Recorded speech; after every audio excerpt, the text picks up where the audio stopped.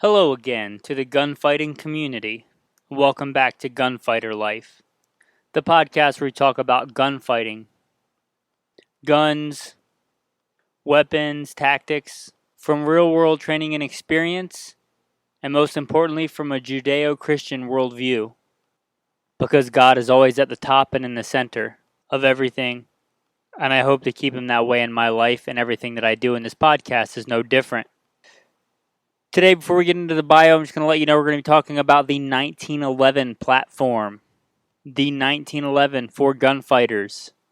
Before we get into the bio, don't forget to like, subscribe, and comment, and help grow this community of ours. Now into the bio. If you don't want to listen, you can skip ahead to about 3.5 minutes.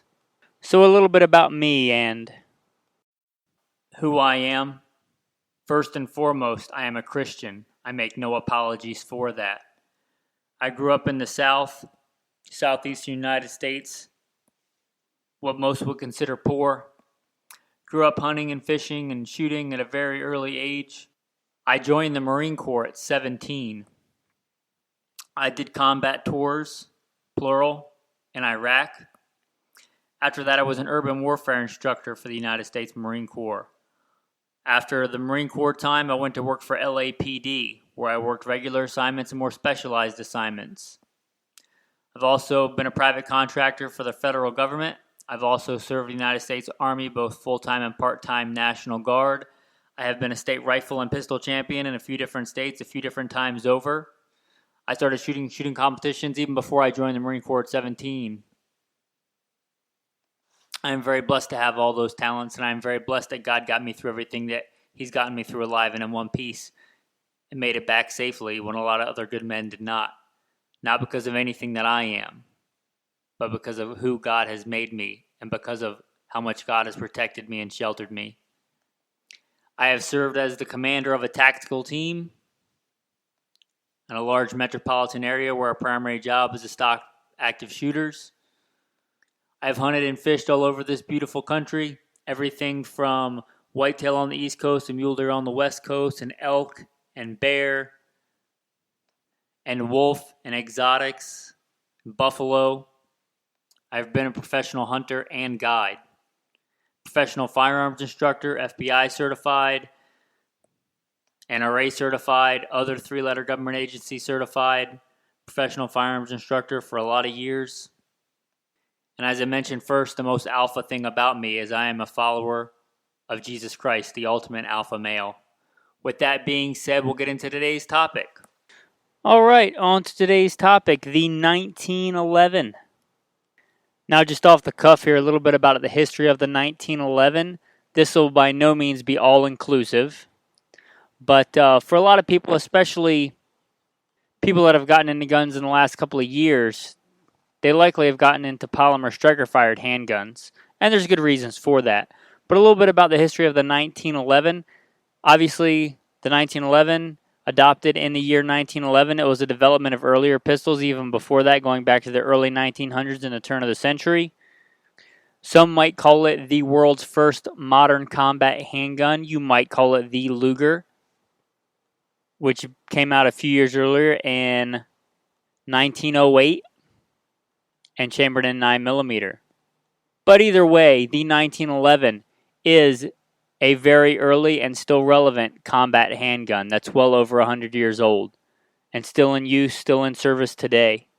Now, I don't know how much of a purist you want to be. I'm not talking about purely the original military version of the 1911. By that measure, you couldn't even count the World War II 1911 because that would be the 1911A1. But I'm pretty much talking about anything based on the 1911 platform today. So it doesn't have to be the pure, I'm talking like 1911, 1911A1. Anything based on that is basically going to fall into what we're talking about today for the 1911. Obviously, the original and probably still the most popular chambering for the 1911 is the 45 ACP, which has a very good reputation in the combat handgun story and legacy. But unless you're like a history purist, this is not the Gun Collector podcast. There is nothing I don't think wrong with a 1911 and 9mm or 357 SIG or 10mm or anything like that. But in general, unless we say otherwise, we'll be talking about the 45 ACP, the original chambering. First, to be fair, we're going to be talking about what you're giving up with a 1911. And there are some real things that you give up when going to a 1911. And I'm basically going to be talking to this in your kind of average run-of-the-mill polymer striker-fired handgun. You know, your general issue police officer, modern sidearm, even the next, or I should say current issue military sidearm for the general purpose soldier, marine, whether we're talking a Glock 17, a SIG 320, any of those more modern striker fire, high capacity 9mm. One thing you're giving up, obviously, is capacity. Now, I'm talking, for most people, talking about a single stack 1911.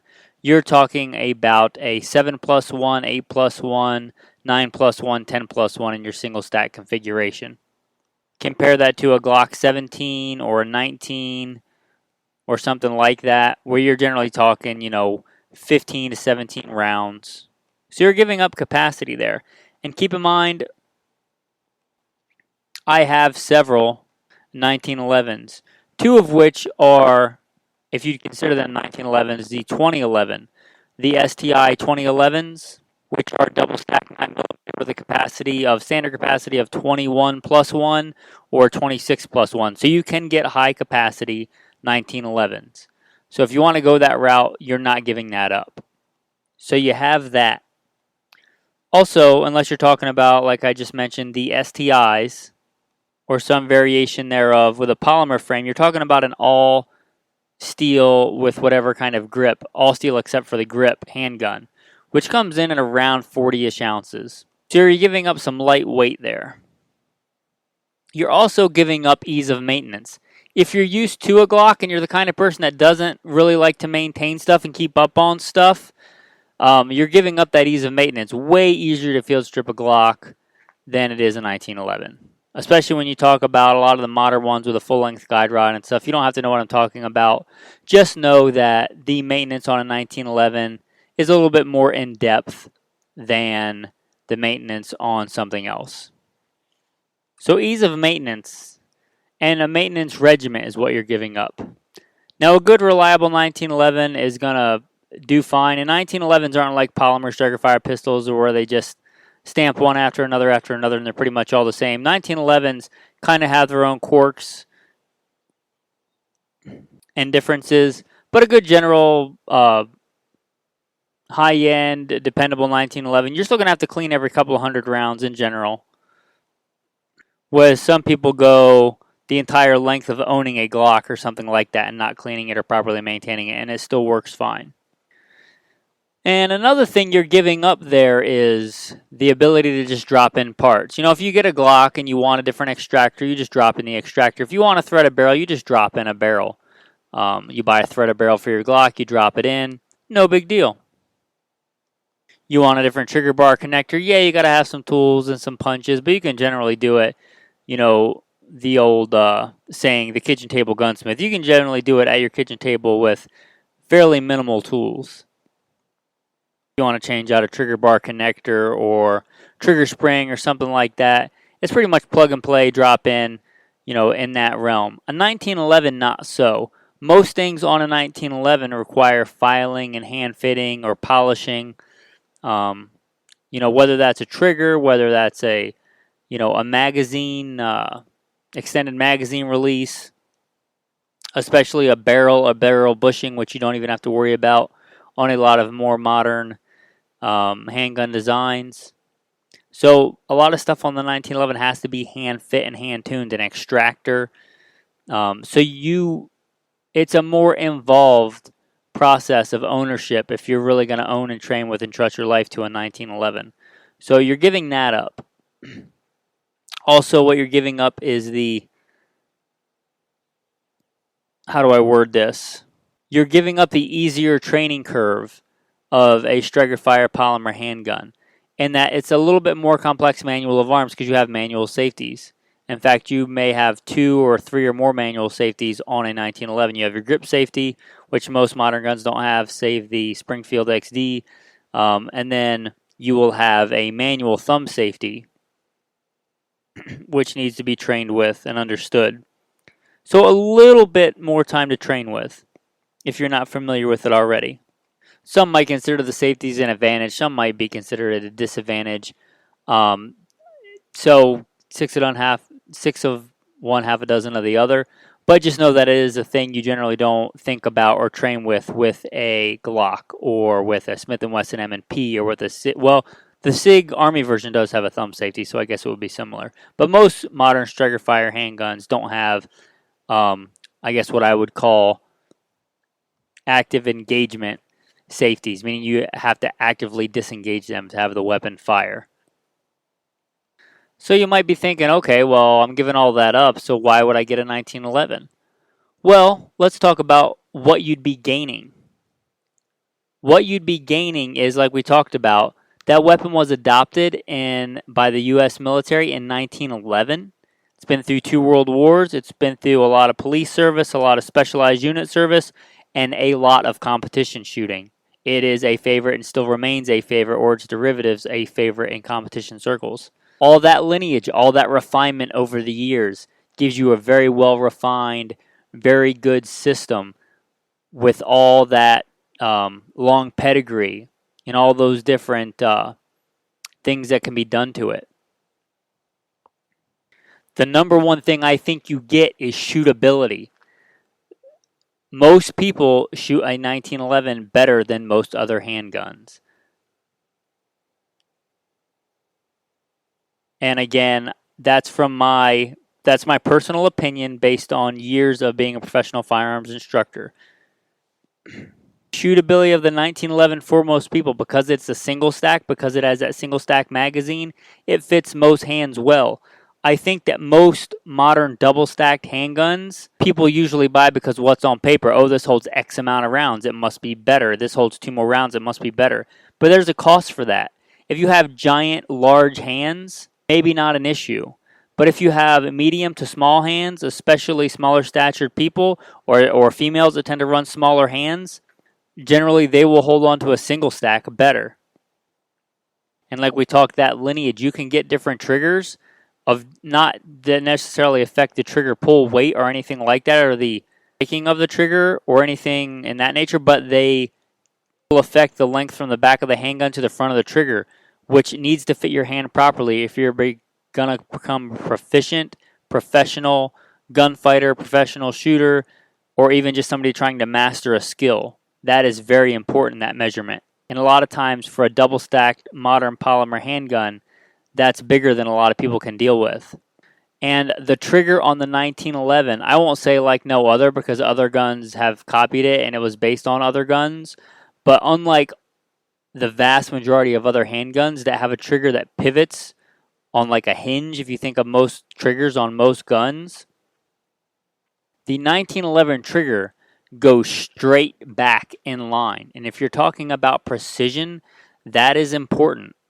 It's the same, especially if you get a flat trigger. Wherever you put your finger on that trigger, up or down, it's going to go back and forth. If you think about like a fulcrum on most other handguns, that can lead to inconsistency if you put your finger in a different place. Now, ideally, everybody wants to put their trigger finger in the same place every time. I get that, but we are not machines. We are not perfect. And the 1911 trigger really lends itself to being shot well. Also, if you go from shooting like a Glock trigger or an M&P trigger to a 1911 trigger, is almost night and day different. It's like dragging a piano down a gravel road for a Glock trigger versus if you think about like a nice thin glass rod just snapping all at once.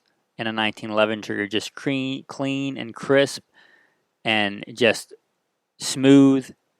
And I don't care how good you are at controlling a trigger. I can shoot a Glock very well. In fact, when I go to like a lot of training classes or when I went with my guys to our training academy, I ran just an out-of-the-box configuration that a Glock 17 comes in, and I still have it, and I still keep it, and I still train with it because I wanted them to see that I could shoot what I would consider kind of lower tier out of the box handgun very well. But getting back to the point, I don't care how good you can control a trigger. If you make that trigger with less movement and more repeatable, you'll control it better. If you have to hit a certain size target at a certain distance, which is real world gunfighting, not just pulling the trigger as fast as you can't miss fast enough to win.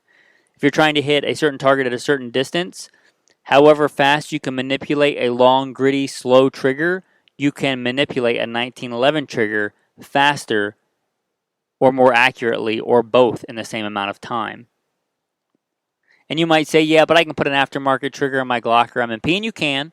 But most professional gunfighters, even myself, when I was writing the policy for the tactical team that I run, because of legal liability reasons, generally that's not allowed for professional gunfighters to change out the triggers in their handguns. So generally they can't. And even if you're saying that you can change out that trigger, you can also modify the trigger on a 1911 to make it even better. So that trigger is something that's just, if you haven't felt a good 1911 trigger, even an average 1911 trigger, and you've only ever shot Glocks, you really should put it in your hand because the audio does not, I think, do it justice.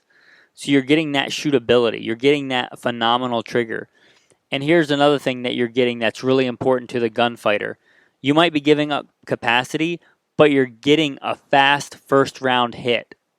And if you look at any kind of gunfight handgun statistics for professional gunfighters, whether it's military, law enforcement, civilians, the chances of you needing to reload, empty an entire magazine and reload are very slim. They're even slimmer if you practice judicious marksmanship and actually get hits with those rounds. But the odds of you having to reload in any kind of defensive handgun gunfight are very slim.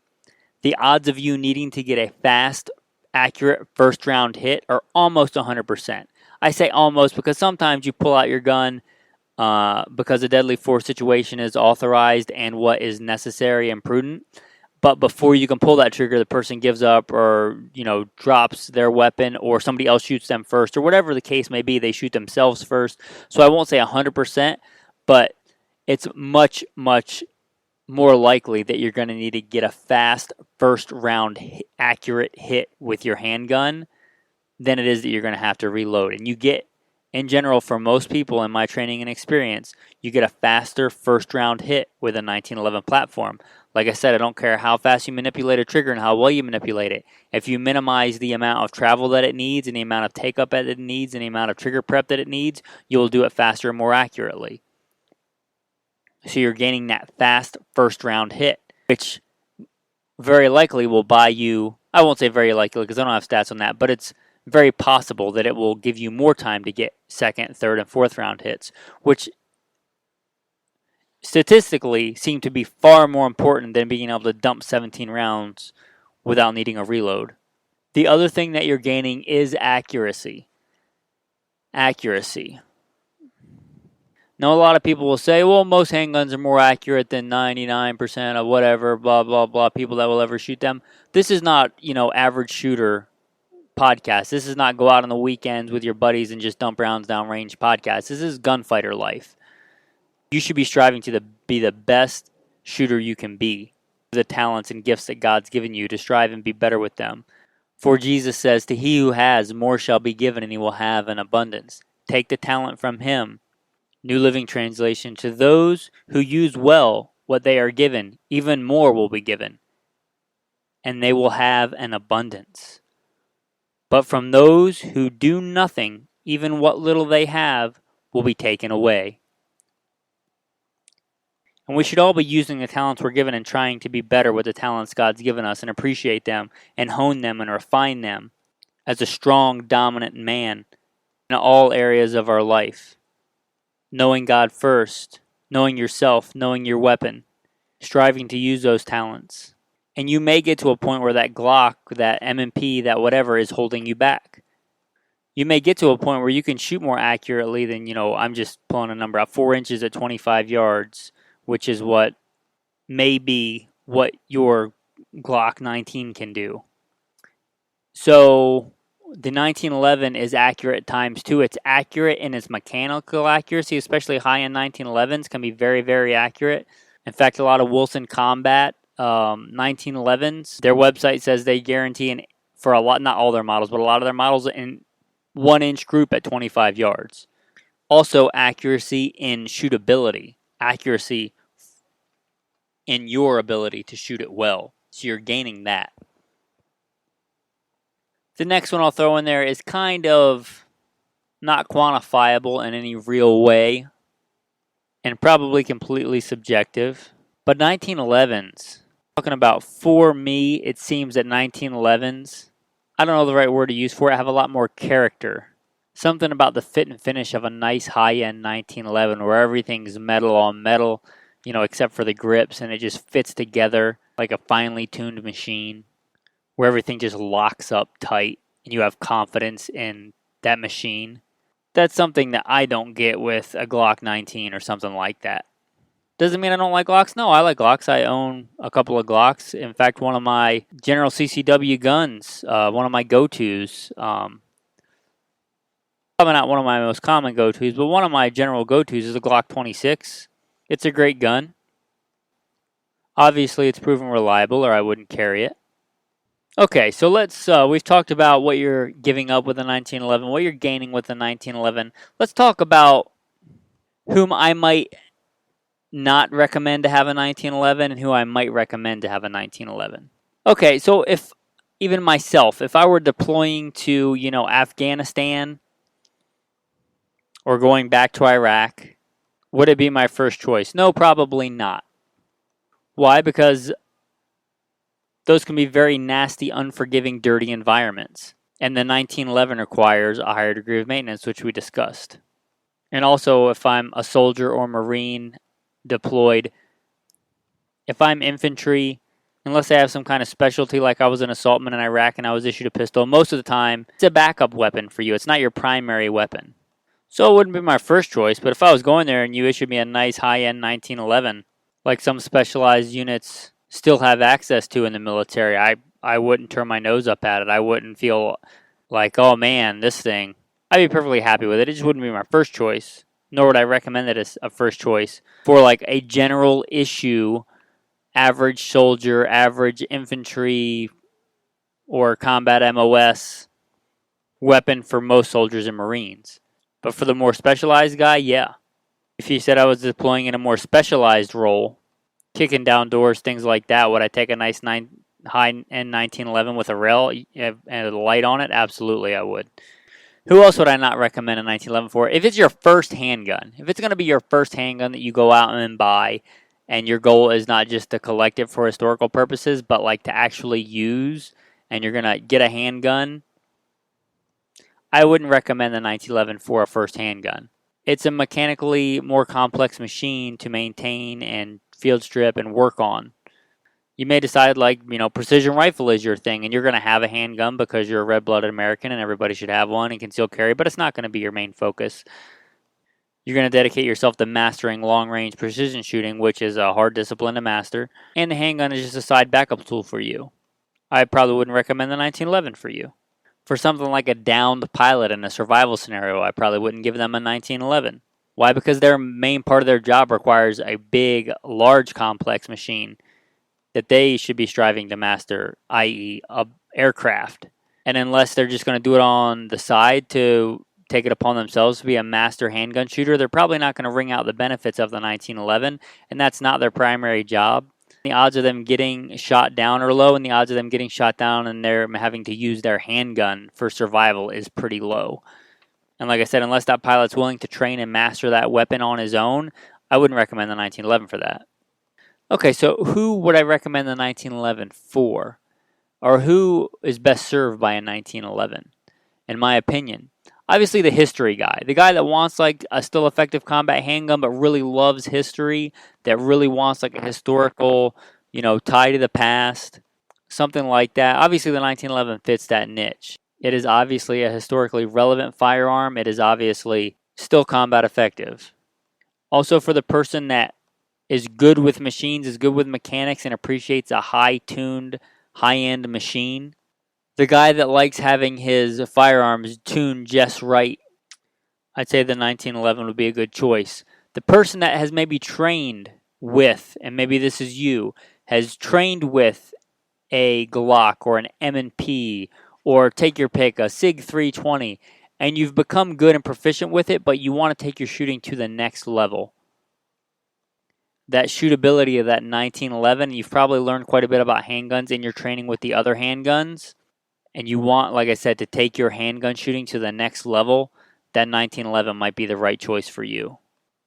For the man that wants to master the handgun, who wants to be in that top tier of fast and accurate, who wants that handgun to fit him like a glove.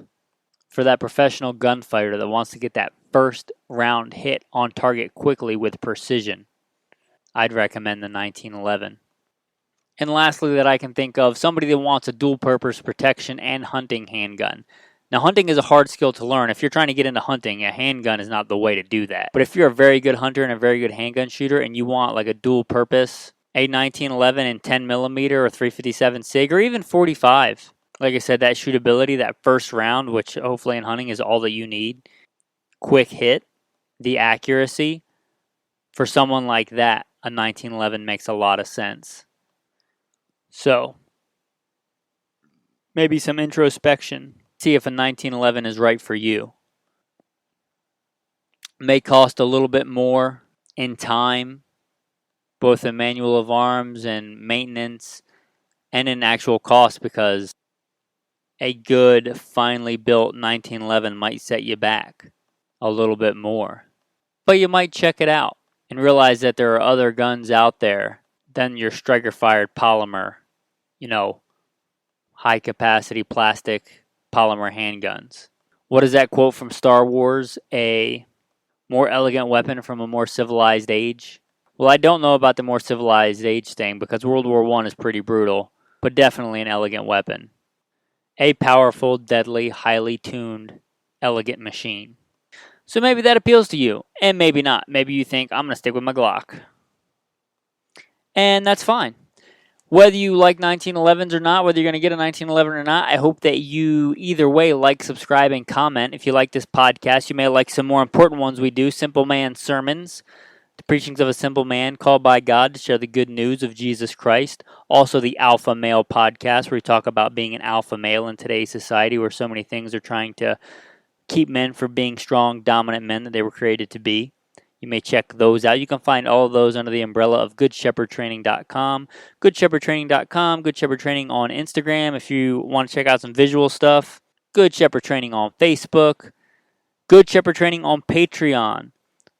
You could very much help out, and it won't cost you a dime to like, subscribe, and comment, and share with your friends. But if you would like to support financially, podcasts aren't free. You can go to Good Shepherd Training on Patreon if you think this content was worth $1 or more a month. I certainly would appreciate it. As it is written in the Bible, a laborer is worthy of his wages, and you shall not muzzle the ox while it treads out the grain. Thanks for listening to Gunfighter Life, and have a blessed and abundant day.